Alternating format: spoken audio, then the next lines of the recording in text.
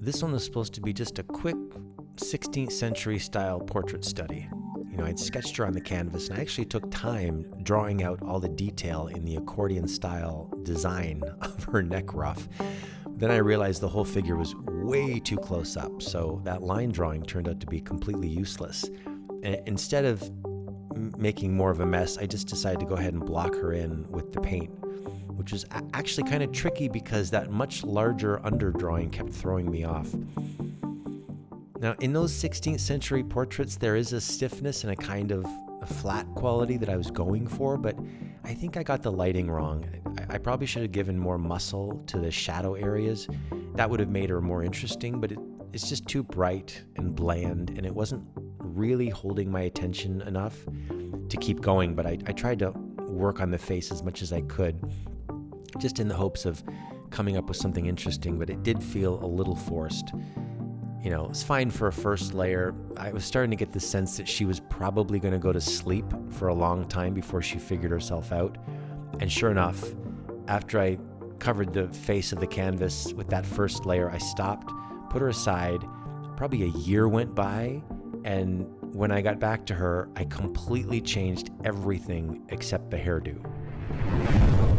Fast forward 1 year and a few centuries, and she decided to be in a busy downtown cityscape and putting a shadow across the eyes. I do a lot of night scenes, but this time I wanted to try an early morning sunrise, so I'm putting much warmer colors in the face, and I'm anxious to paint over the other image so I can start to really visualize what I'm working on without getting tangled up in that first attempt at an underpainting, which is so different.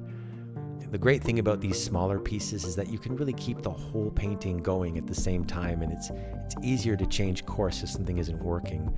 I needed to repaint the hair in a hazy, warm mist from the sunlight filtering in behind her, and for me, that's what really puts the vibe in this piece, and it gives it an interesting sense of stillness in this busy metropolis vista.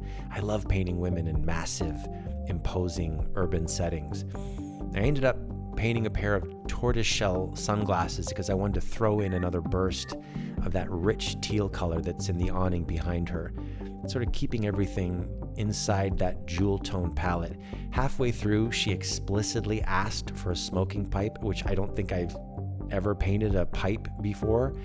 And I spent so long looking for the right style of pipe, and I finally found a photograph of a really beautiful, small, delicate teakwood smoking pipe that had just the right amount of curviness and was perfect for her.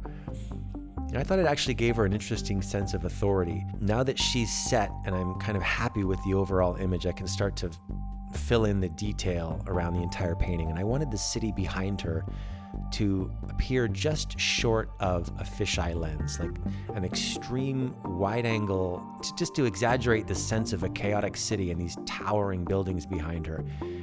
This is so different from where she started, and I'm a big believer that true inspiration comes while you're working or after a first attempt at something.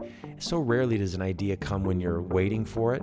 So anyway, I'm just glad I put her aside until she knew exactly where she wanted to end up. She was very vocal on that second pass. She came through loud and clear.